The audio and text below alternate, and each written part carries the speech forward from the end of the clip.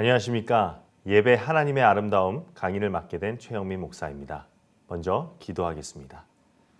하나님 감사합니다. 하나님 또 이 시간을 통해서 우리가 하나님의 그 영광이 합당한 예배를 올려드리게 하심에 참으로 감사합니다.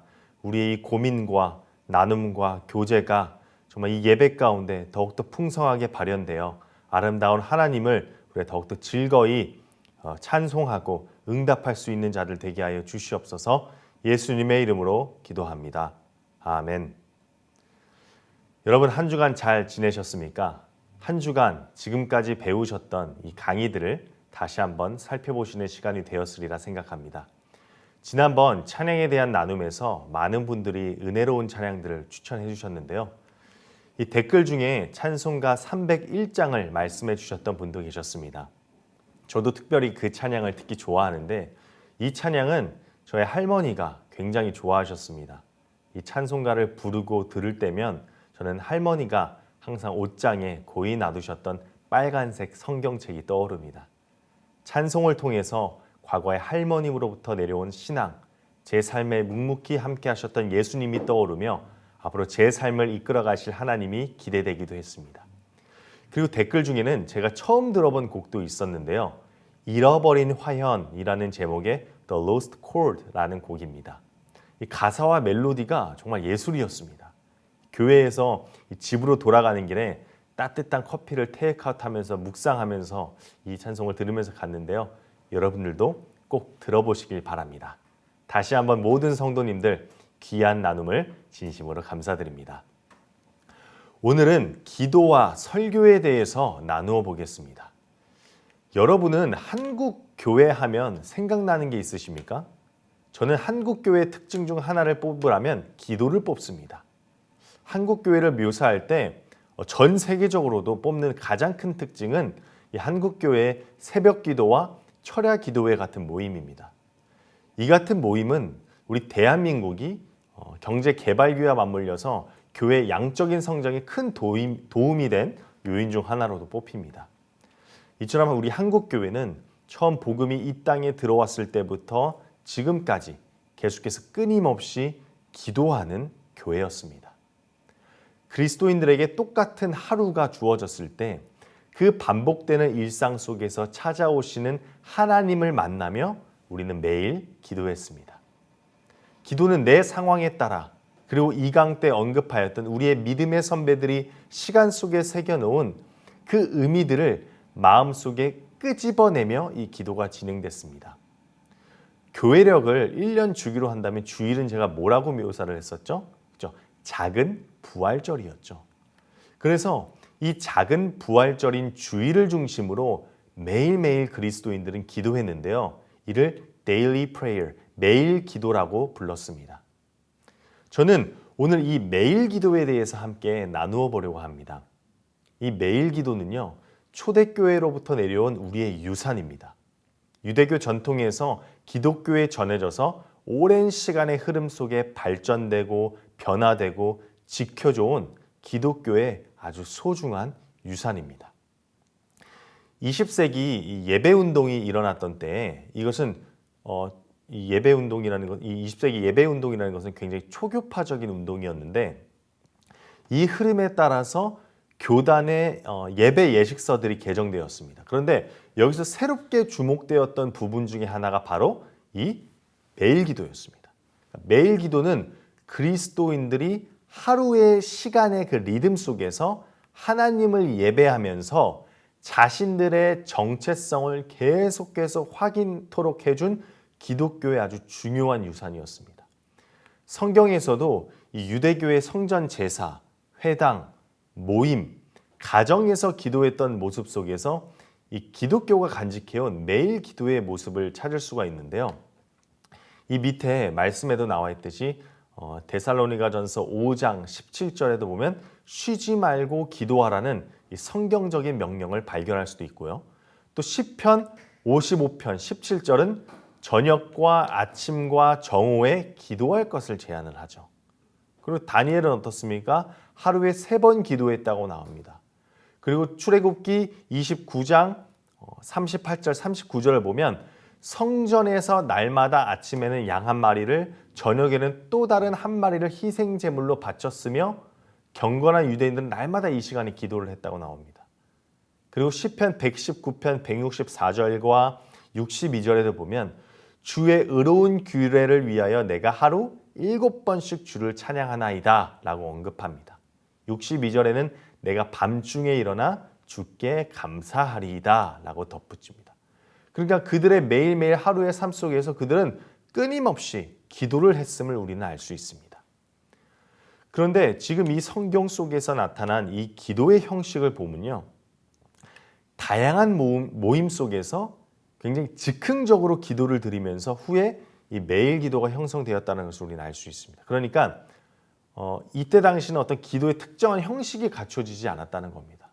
그러나 어느 정도 전체적 큰 틀에서 볼 때 동일한 패턴, 즉 매일 기도를 하는 시간이나 장소에 대해서는 우리가 조금 찾아볼 수 있습니다.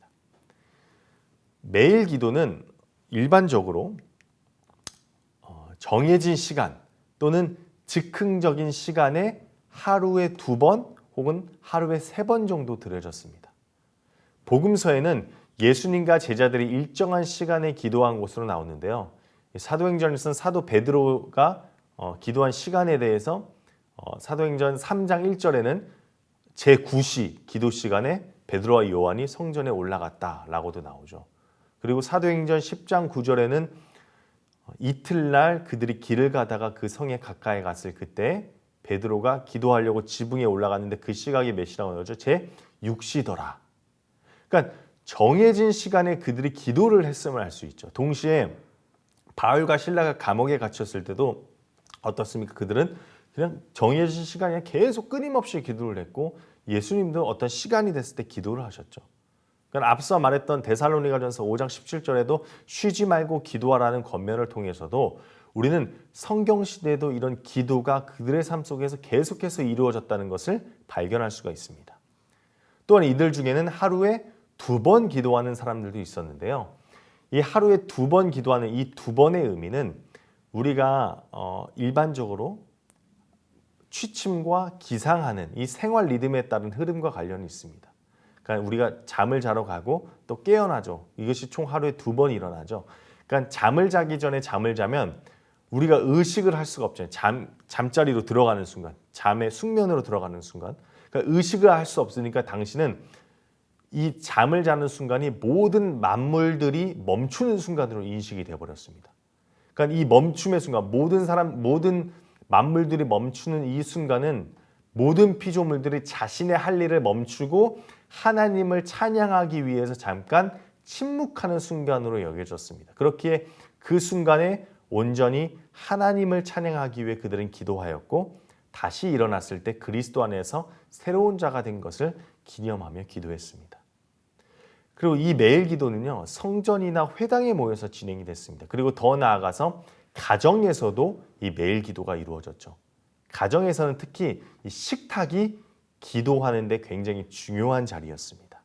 그러니까 먹는 행위 이전에 하나님과의 언약을 기억하고 찬양하고 감사를 드립니다. 그러니까 여기서 생겨난 기도가 이제 성찬 기도의 기원이 되기도 하고 우리가 매일 식사를 하기 전에 드리는 기도이기도 합니다. 이처럼 이 매일 기도라는 것은 성전에서 회당에서 지켜지던 것처럼 어떤 시간의 흐름을 따라 모임으로 지켜지기도 했지만 함께 모여서 모임으로 지켜지기도 했지만 개인이 홀로 집에서 드려지기도 했습니다. 그러니까 기독교가 공인되기 이전에 이 박해의 어려움을 감수하면서 개인으로도 매일 기도가 드려지고 공동으로도 매일 기도가 지켜지고 있었음은 그만큼 뭐예요? 하루 안에서 이 24시간의 하루 안에서 그들이 얼마나 예수 그리스도의 은혜를 기억하고자 노력했는지를 우리가 알 수 있다는 거죠. 그리스도인들이 매일의 시간 속에서 기억하고자 했던 것이 그럼 무엇입니까? 바로 그리스도의 죽음과 부활 그리고 다시 오심이었습니다. 그래서 그 이후에 1세기 후반 혹은 이제 2세기 초반에 제가 이전에도 한번 설명드린 것 같은데 이 초대교회의 모습을 잘 담고 있는 이 디다케라는 문서에서는 그리스도인들에게 하루에 3번 이 주기도를 하라고 권면을 합니다. 그리고 주 217년경에 기록된 히폴리투스가 기록한 사도전승이라는 문서에서는 교부 문서에서는 그 당시 로마에 거주하던 그리스도인들의 기도의 모습을 굉장히 잘 묘사를 합니다.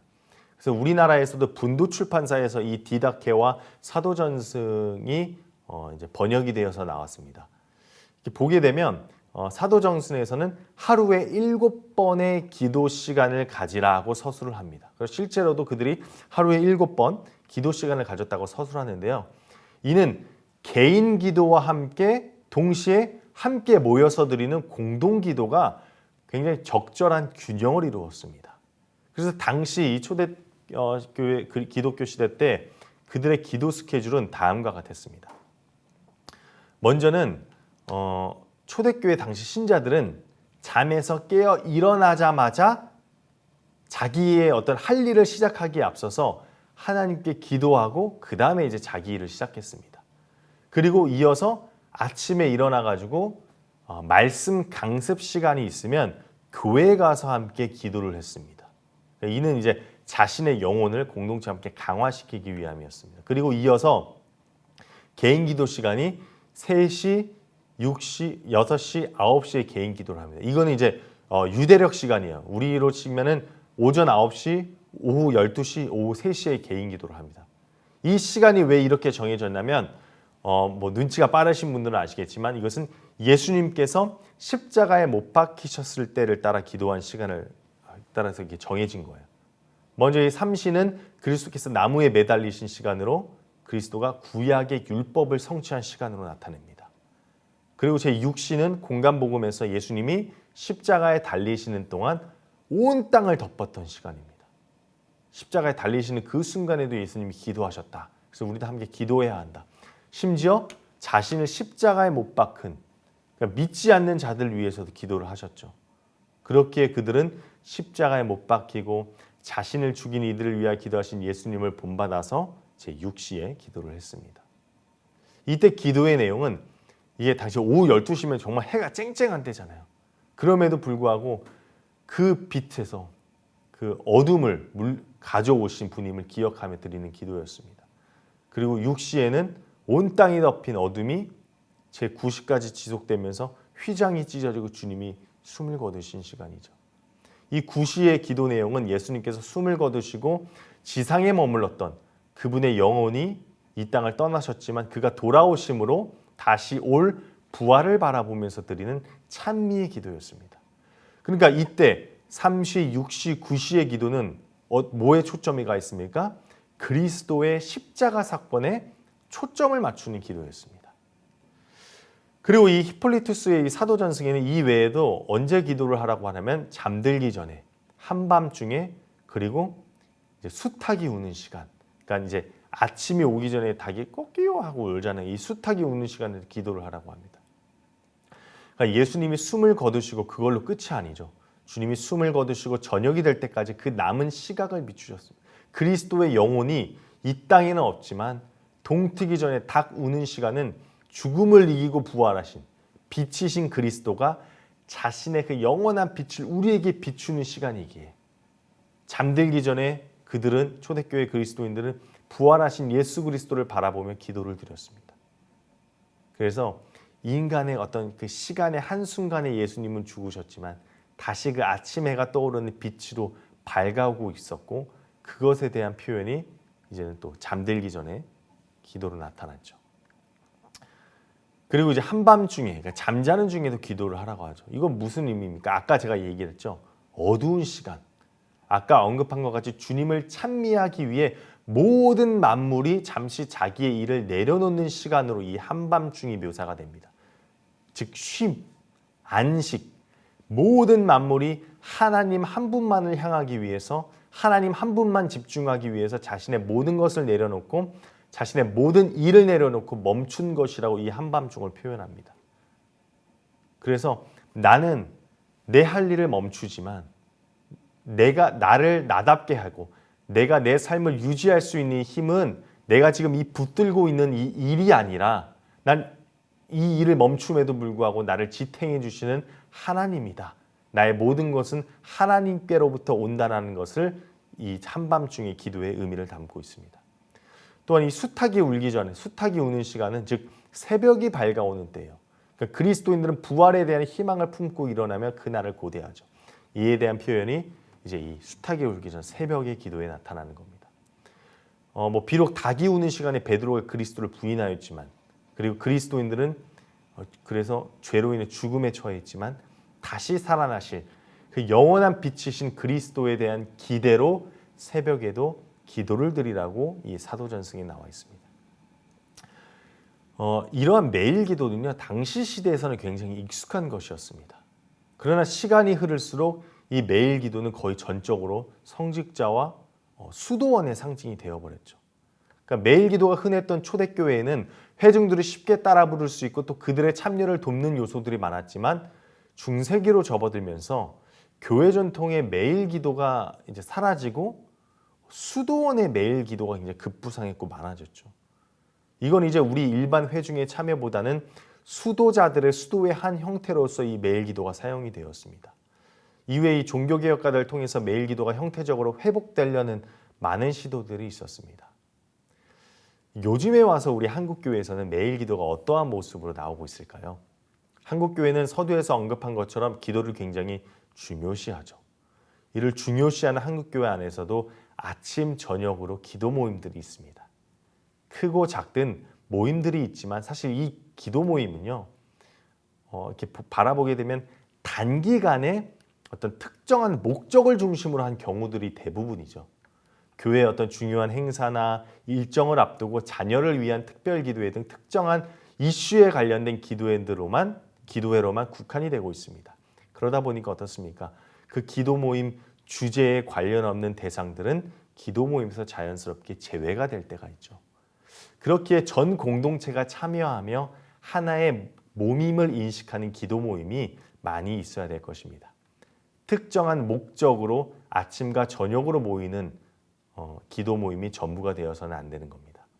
아침에 기도할 때 그 아침에 떠오르는 그 태양을 바라보며 빛이신 예수님을 기억하고, 해가 저물 때 어둠을 바라보며 정말 그 사망 권세를 이기신 주님을 기억하는, 그 가운데 우리 삶에 마주한 어떤 고난과 문제들, 내가 속한 교회 공동체의 사건, 나라의 경제와 상황의 모든 이슈들을 주님께 내려놓는, 대화하는 시간이 되었으면 좋겠습니다.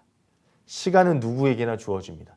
누구든 해가 떠오르면 잠에서 깨어나고 해가 지면 잠자리에 들고 밤을 맞이하듯이 이 매일 기도는 시간의 흐름에 따라 하나님이 전 교회 공동체에게 허락하신 귀중한 선물임을 깨달아야 할 것입니다.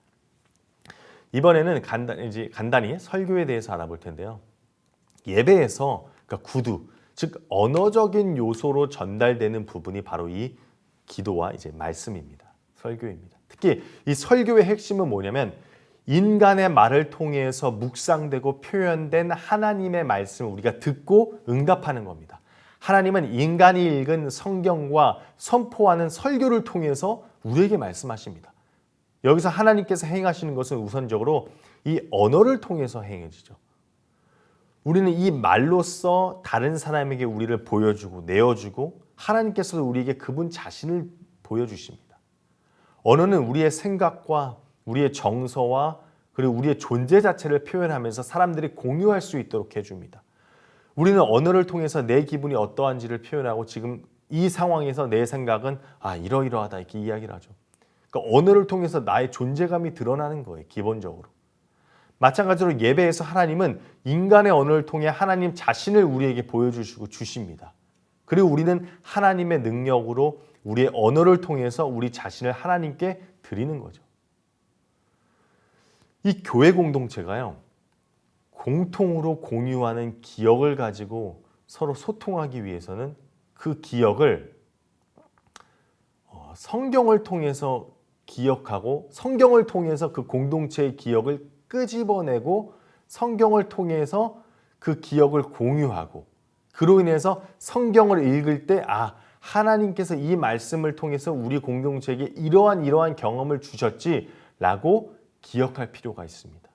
그러니까 공통된 시간 속에서 공통된 자리에 나온 성도들이 설교 시간에 공통된 하나님의 말씀을 현장에서 들을 때 그들은 한 성경 말씀으로부터 나온 하나님의 말씀을 공유하며 듣게 되는 거죠. 그러니까 예를 들면 이번 주 설교 말씀이 창세기 1장 1절이다. 그래서 우리의 창조주는 하나님이시다라는 말씀을 동일한 장소에서 한 공동체가 듣게 됐어요. 그러면 나중에 우리가 창세기 1장 1절을 개인적으로 읽을 때도 하나님께서 이 말씀 그때 우리 연동교회에게 주셨지 라면서 어떤 공동체의 경험, 기억들이 되살아나는 거예요. 그리고 이러한 기억들이 쌓일 때 공동체의 진정한 정체성이 형성되고 생기는 겁니다. 제가 오늘 이 강의의 제목을 천상의 소리라고 정해보았습니다. 우리의 기도는요, 단순히 내가 있는 장소에서 그냥 나 혼자 주문처럼 읊조리는 것이 아닙니다. 우리의 기도는 이 땅에서 물리적으로 먼저 내 입술을 통해 이렇게 터져 나오지만 그 소리는 결국 저 하늘 보자, 아름다운 하늘나라 그 어디에나 계시는 하나님의 이렇게 귓가로 이렇게 들어갑니다. 내가 아무것도 아니라고 생각하는 그 사소한 기도라도 그 기도가 내가 정말 그토록 바라던 그 하나님의 그 현존, 그 하나님의 숨결이 닿는 곳으로 흘러 들어간다는 겁니다. 그렇게 그 기도에 내 모든 것을 내 마음과 생각과 뜻을 담아야 합니다. 그것이 하나님께 전달되는 것을 알기에 우리는 그 기도를 정말 나의 모든 것을 담아서 해야 될 것입니다. 그리고 우리 하나님은 사람을 통하여 설교의 말씀 시간 가운데 말씀하십니다. 하나님의 소리, 그 숨결이 이제는 나의 귓가로 들어오는 순간인 겁니다. 그래서 기도와 설교는 하늘의 영광과 이 땅의 나의 존재가 서로 교차되는 생생한 현장인 겁니다. 그렇게 우리에게 주어진 그 시간 속에서 내 삶의 현장이 이 하늘의 영광과 나의 존재가 계속 교차되는 현장으로 사용되어져야 될 것입니다.